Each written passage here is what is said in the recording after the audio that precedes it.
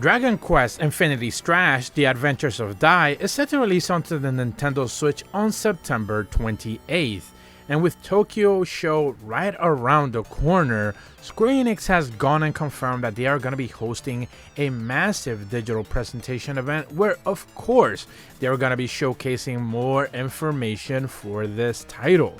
So you should stay tuned for more news to appear relatively soon, as we just got a brand new trailer as well. Alongside that, a brand new full breakdown has become available as well, giving us a closer look at some of the more interesting features that are going to be added to this title, not only combat but also story wise and adventure wise as well. So in this video I want to try to break down 5 of the latest new features that have been introduced for Infinity Strash Dragon Quest: The Adventure of Dai. And all of it begins with the original breakdown. Infinity Strash Dragon Quest: The Adventures of Dai, players will be able to relive portions of the Dragon Quest: The Adventures of Dai animated series story leading up to the Battle of Sovereign Rock, offering a variety of ways for players to experience the story outside of general gameplay. But that's not all. In the story mode, players will be able to experience thrilling battles, but can also follow the Adventures of Dai's story with scenes and movies that recreate famous scenes from the animated series. So you shouldn't necessarily feel obligated to have to watch the animated show, since most of what you should expect, at the very least of Sovereign Rock, should be showcased here, whether it is fully fleshed out in the actual game story or through cutscenes that will be, of course, recreating massive moments from the show. Additionally, in the story mode, for further story progresses, the fiercer the battles against the Dark Army will become, and of course, more characters will be introduced, which we'll be talking about in just a second. And additionally, with the storyteller difficulty level becoming available right out of the gate, you'll be able to essentially play in the easiest difficulty to just experience the story.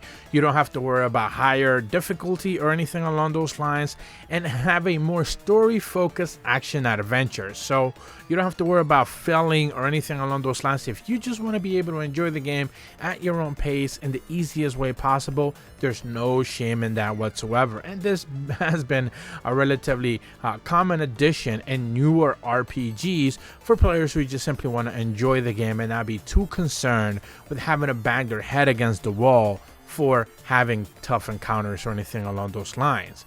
To combat the fiercest battles against the Dark Army though, players will be able to enhance each of their 4 heroes using the power bonds between them.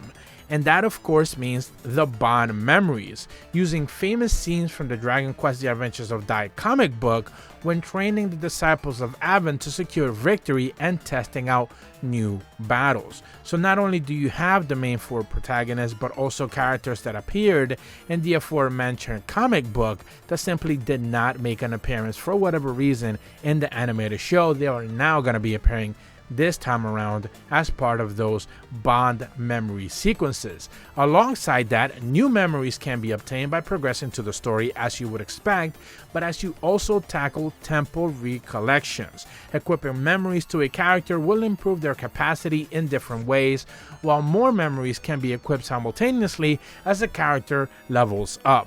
So there's plenty of kind of interconnected mechanics here. You have the temple recollections, which are kind of like brand new memories, essentially new characters or new story sequences that are going to be added in. You have the bond memories, which of course kind of connect the comic book story sequences that simply weren't available before to the animated versions that are of course part of the main story.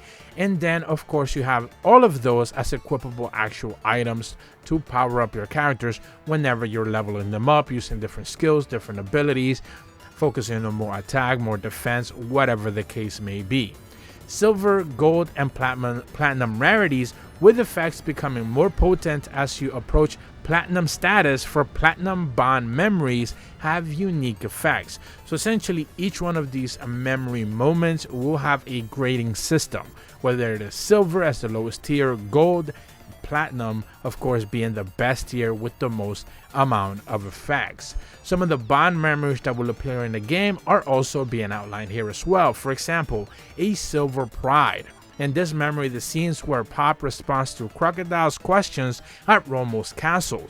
This memory will increase the character's magic-related stats. So I think they're doing a relatively fantastic job here connecting specific moments from whatever, all types of media that you have seen this story kind of played out as originally, whether it was the manga or the comic book, whether it was the animated series, or some of the things that are being introduced specifically for this game alone. But what you're seeing here is that moments from specific sequences that simply didn't appear before in any one of them or in other genres are now actually becoming stat boosting sequences or moments for each one of your characters. So it's something that you haven't necessarily seen being done in a game in the past, probably because it can be a little bit confusing if you're not necessarily up to speed with everything. But of course, like I mentioned before, you can play the game in the easiest difficulty and you won't have any sort of problem.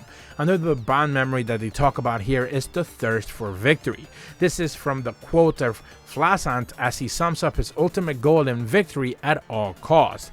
This specific the thirst for victory memory, bond memory, should give you the memory to mainly enhance the character's physical attacking abilities. So if you have a character that focuses specifically on melee or close quarter combat, certainly you want to equip those kind of attributes. Another one to mention here is Dai's Air Slash. This scene shows Dai using a special Avant style sword with the technique Air Slash, and this memory enhances the damage dealt by abilities that increase the power of Air Slash move itself. Remember that some interchangeable abilities can be passed on from one character to another, so they don't necessarily have to be directly equipped to Dai. They could be moved around from one character to another. One of the last ones that we do get to see here being mentioned is Justice itself is my enemy, and this frame shows Haiku telling how he became disillusioned with justice has fostered hatred in his heart. This specific memory will provide you with superior level memory that increases a character's HP and defense characteristics to make them tougher. Essentially, they become something of a tank. So not only are these kind of hand-drawn memories that of course are part of originally the manga type stuff that was originally revealed, but of course now you get to see them kind of being brought up to a game and something that is just going to be part of the story. At the same time though, like I mentioned before, these are going to be nice little passive boosters that are going to make your characters a little bit more powerful as you attach memories onto each one of the four main protagonists. So I'm certainly looking forward to seeing just what more information they're going to be revealing around the Tokyo Game Show, since there's a lot of things happening around this game. Not only of course can you already pre-order it on the Nintendo Switch digital storefront, but a physical release will be coming available as well. I believe the game is also launching on PlayStation, PC via Steam, and maybe even Xbox, but I'm not too sure on that. But that's about all the information that I have for you guys today regarding Infinity Strash Dragon Quest The Adventures of Dai, which is set to release just around the corner on September 28th. If you're brand new to my channel though, be sure to leave a like and subscribe, hit the bell to receive notifications when the videos go up, and as always, thank you so much for watching. See ya!